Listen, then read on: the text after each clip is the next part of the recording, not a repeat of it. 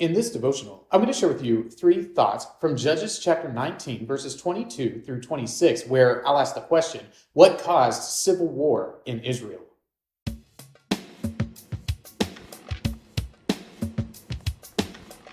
Judges 19, verses 22 through 26 says, "And they were making their hearts merry. Behold, the men of the city, worthless fellows, surrounded the house, beating on the door. And they said to the old man, the master of the house, bring out the man who came into your house, that we may know him. And the man, the master of the house, went out to them and said to them, No, my brothers, do not act so wickedly. Since this man has come into my house, do not do this vile thing. Behold, here are my virgin daughter and his concubine. Let me bring them out now.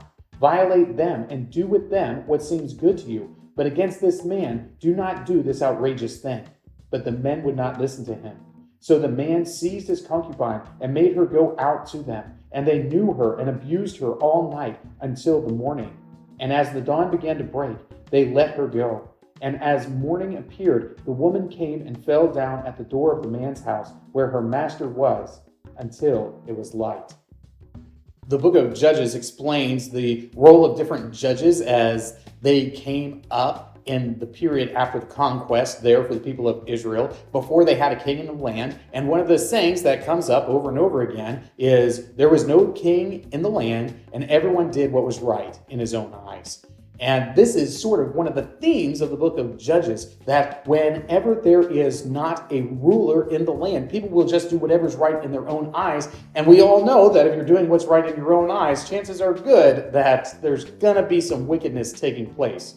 Well, here in Judges chapter 19, verses 22 through 26, we see just a hint of that great wickedness that happens when everyone does what's right in their own eyes. So here are three thoughts answering the question, what caused civil war in Israel? Thought number one, hospitality. Now, you wouldn't think that it's hospitality that causes the civil war, and it isn't. In fact, the man who takes in the Levite and his concubine, he is doing what is culturally appropriate at the time. And in the section before the reading that I gave you, what we find is that the Levite shows up, he has his concubine with him, and normally what would take place is people would invite the stranger, they would invite the traveler into their home, just as this old man had done. They invite them in and be hospitable toward them. Well, what's happening here in Gibeah is the opposite of that.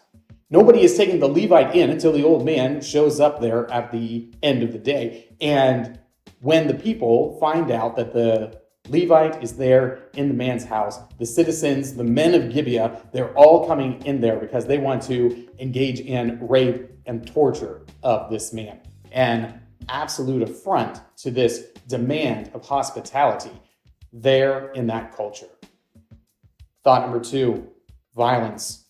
The men of the city wanted to be violent towards the Levite. So instead of being hospitable toward him, what did they want to do? They wanted to be violent. They wanted to rape him and probably rape him to death, because after all, that is what they do with his concubine when she gets grabbed and thrown out into the street.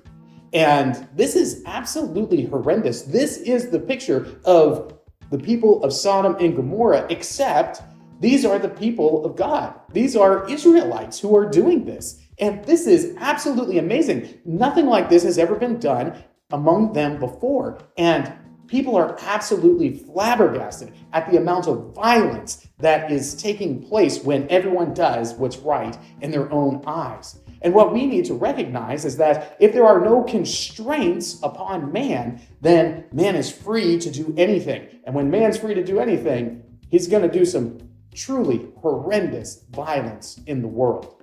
This is just a small picture of the type of violence that was taking place in Israel that is an absolute affront to everything that God had commanded his people to be like.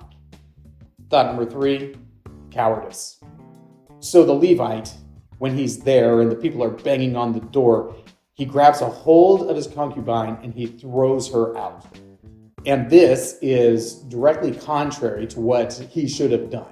If anybody was going to suffer at the hands of these violent men, it should have been who? It should have been the men.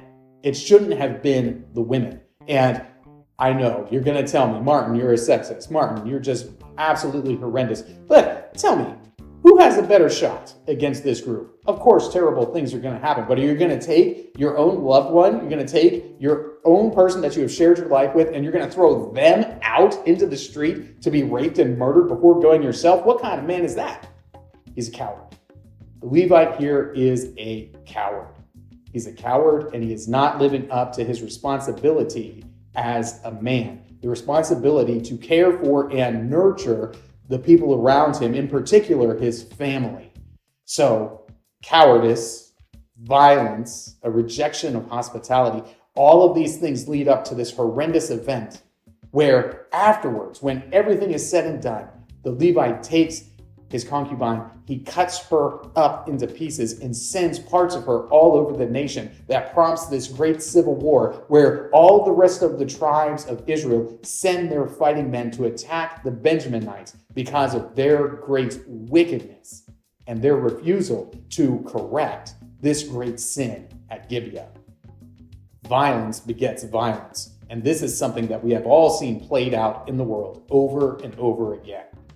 These three thoughts come from the assigned reading of Judges chapters 17 through 21. If you'd like to read through the Bible with me, you can do so by subscribing to this channel, by clicking on the link in the description, or by joining the Facebook group Through the Bible, where we are reading the text of Scripture together.